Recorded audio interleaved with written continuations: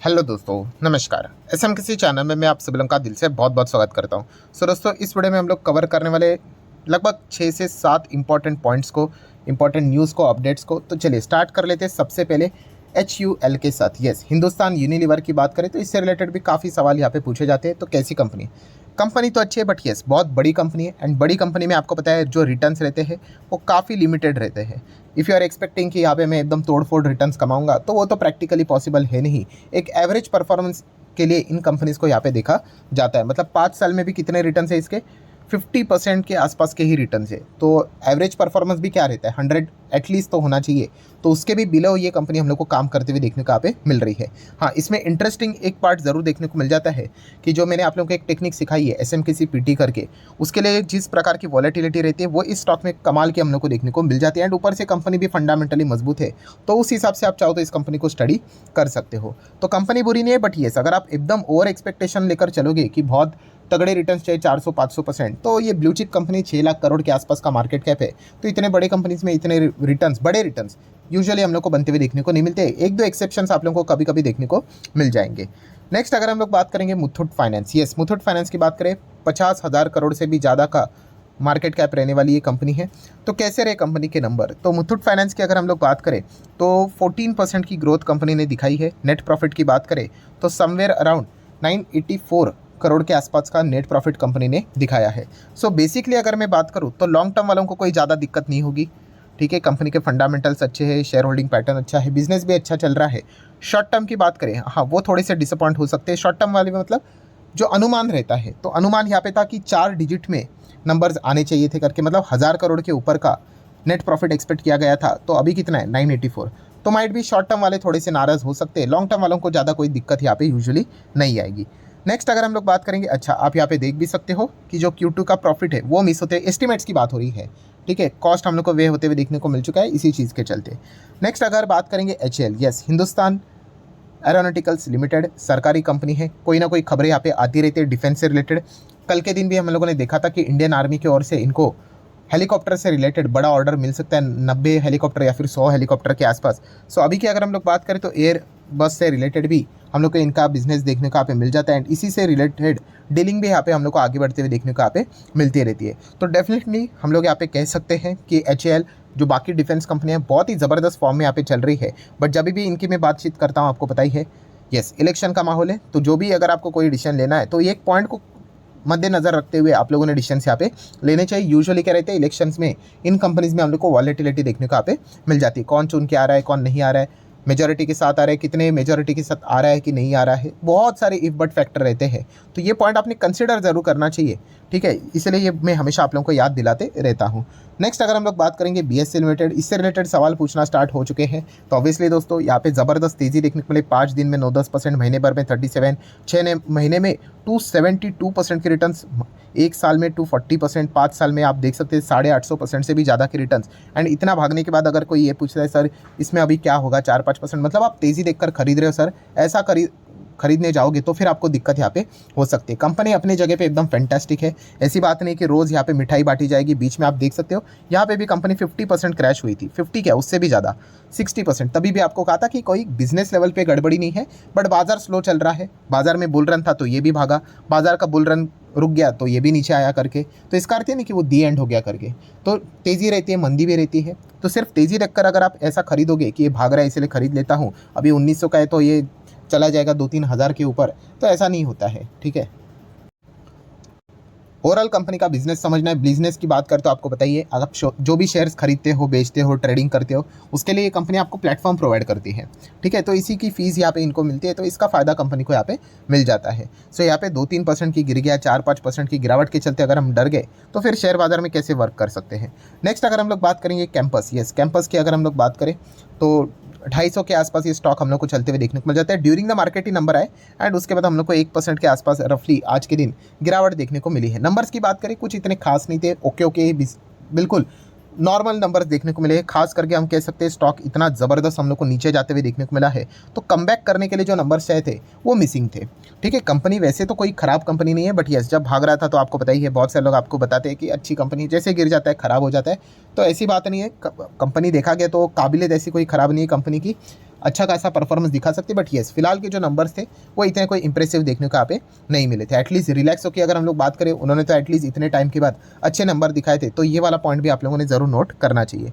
Next अगर हम लोग बात करेंगे आरवीएनएल, तो आरवीएनएल के Q2 के नंबर देखने को यहाँ पे मिले हैं। ठीक है, स्टॉक में गजब की तेजी देखने को मिले बिकॉज इनको मल्टीपल ऑर्डर्स मिले हैं।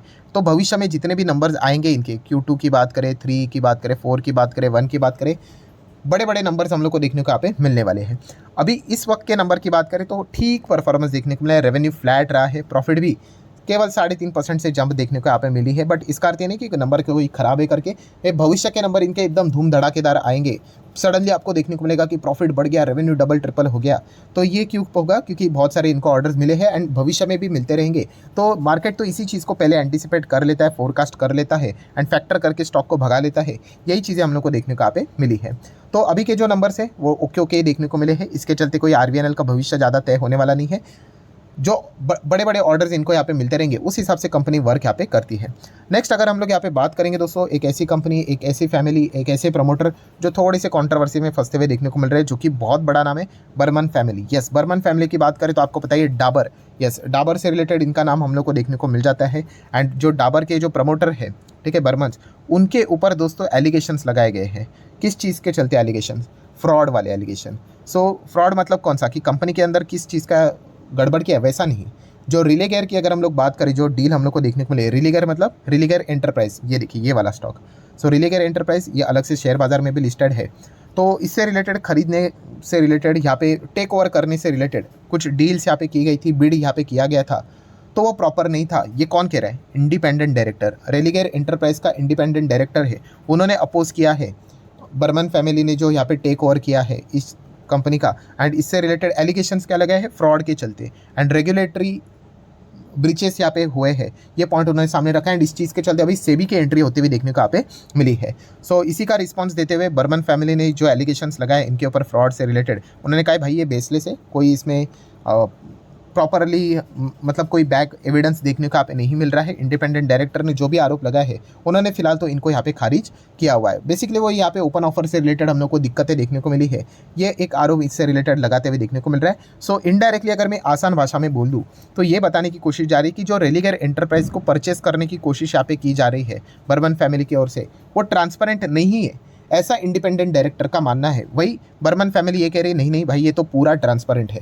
तो अभी ये सेबी डिसाइड करेगी कि क्या एग्जैक्टली यहाँ पे हुआ है करके। सो ये मामला थोड़ा सा अभी हम लोग को इन्वेस्टिगेशन में जाते हुए देखने को यहाँ पे मिल चुका है। सो रिलीगेयर एंटरप्राइज, डाबर, इन कंपनीज को आप चाहो तो अपने रडार के ऊपर रख सकते हो। नेक्स्ट अगर हम लोग बात करेंगे एकदम छोटी कंपनी, नैनो कैप टाइप की कंपनी, एड शॉप ई रिटेल, ASRL, ठीक है। तो SRL की अगर हम लोग यहाँ पे बात करें, इसके नंबर देखने को मिले हैं, नंबर बहुत ही खराब देखने को यहाँ पे मिल चुके हैं। छोटी कंपनी से, छोटे मतलब 100 करोड़ से भी कम का मार्केट कैप देखने को मिल जाता है। ऐसी कंपनी की कोई गारंटी नहीं होती है आज है कल नहीं है, ठीक है। ऐसे बहुत सारे कंपनीज में आप लोगों को स्टडी करने के लिए भी देते रहता हूँ, ठीक है। किसी ने ऐसे कंपनीज में ब्लाइंडली जाना नहीं होता है, आप मार्केट कैप भी यहाँ पे देख सकते हो। सो जैसे मैंने आप लोगों को कहा, कंपनी के नंबर इस वक्त भी बहुत ही पुअर देखने को मिले, तो शायद से इसकी पनिशमेंट कल इस कंपनी को यहाँ पे मिल सकती है। 6 महीने में भी आप देख सकते हैं मल्टीपल टाइम स्टॉक भागता है फिर गिरता है। लो वॉल्यूम वाला स्टॉक है तो बड़ा खेल भी चलते हुए देखने को मिल जाता है। एंड अगर आप ऐसे कंपनी में जाने का विचार यहाँ पे कर रहे हो, तो जैसे मैंने आपको कहा था कि प्रमोटर 62, पब्लिक 37, कोई इंस्टीट्यूशनल इन्वेस्टर आपको यहाँ पे देखने को नहीं मिलेगा। एंड बाद में आप देख सकते हो जो रेड फ्लैग रहता है कि प्रमोटर यहाँ पे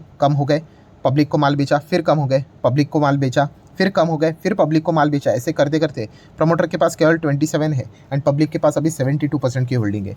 तो ये वाले पॉइंट हम लोग को पता होने चाहिए। बहुत सारे लोग शॉर्टकट मारने की कोशिश करते हैं, ठीक है। इसलिए जब भी मैं छोटे कंपनीज को कभी स्टडी करने के लिए यहाँ पे देता हूँ तो थोड़ा सा डर भी यहाँ पे लगता है, क्योंकि बहुत सारे लोग ऐसे मतलब बस नाम देख लिया तो चलो खरीद लेते, क्या होता है करके देख लिया जाएगा। तो ऐसा नहीं करना है। जो ये लर्निंग पॉइंट मैं आप लोगों को सिखाता हूँ, ये बताता हूँ, ये आपको पता है यहाँ पे होनी चाहिए। ऐसे कंपनी में, आप किसी भी कंपनी में जाते हो, यहाँ पे शेयर होल्डिंग पैटर्न के ऊपर एकदम मतलब बोलते हैं ना, इतना अलर्टनेस आप लोगों का होना चाहिए कि थोड़ा भी 19-20 हुआ तो आपने क्विक डिसीजन लेना आना चाहिए कि रहना है कि नहीं रहना है करके, ठीक है। ऐसा नहीं कि बस बाय कर लिया और छोड़ दिया, फिर उसके बाद जो होगा देखा जाएगा। तो ऐसे करेंगे तो फिर बहुत ज़्यादा दिक्कतें आपको बाद में हो सकती है। नेक्स्ट हम लोग बात करेंगे मदरसन इंटरनेशनल कंपनी के नंबर हम लोग को देखने को मिले हैं।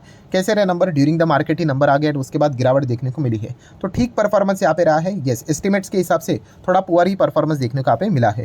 देन हम लोग बात करेंगे केमिकल सेक्टर से जुड़ी हुई कंपनी FCL। केमिकल में पहली तबाही देखने को यहाँ पे मिली है, बट FCL के नंबर काफ़ी इंटरेस्टिंग देखने को यहाँ पे मिले हैं। मतलब जिस माहौल से ये कंपनियाँ गुजर रही है उसमें अगर इस प्रकार का परफॉर्मेंस देखने को मिल रहा है तो अच्छी है। मतलब बोलते हैं ना हम लोग कि कभी कभी क्रिकेट का मैच रहता है, पिच एकदम ही खराब पिच रहता है जहाँ पे बैट्समैन भी मुश्किल से 20-25 रन बना पा रहे हैं, एंड वहाँ पे अगर बॉलर अगर 10-15 रन बना दे तो ये अच्छी बात है। तो वैसे एफसीएल की बात करें, खराब पिच के ऊपर उन्होंने कमाल का परफॉर्मेंस दिखाया, नंबर्स काफ़ी इंटरेस्टिंग है, काफ़ी इंप्रेसिव नजर आ रहे हैं, ईयरली क्वार्टरली अच्छी ग्रोथ देखने को मिली है। बट बाजार को कैसे लगते कल, ये देखने वाली बात जरूर होगी। नेक्स्ट अगर बात करेंगे टाटा मोटर, तो टाटा मोटर से रिलेटेड एक अच्छी खबर देखने को यहाँ पे मिल रही है। खबरें यहाँ पे आती रहती है पॉजिटिव नेगेटिव, तो क्या है अच्छी खबर, तो मूडीज़ की बात करें, मूडीज़ ने अपग्रेड कर दिया है टाटा मोटर का जो JLR कॉर्पोरेट फैमिली रेटिंग है, उसको उन्होंने BA3 का रेटिंग यहाँ पे देने के साथ साथ पॉजिटिव आउटलुक की बातें यहाँ पे सामने रखी हुई है।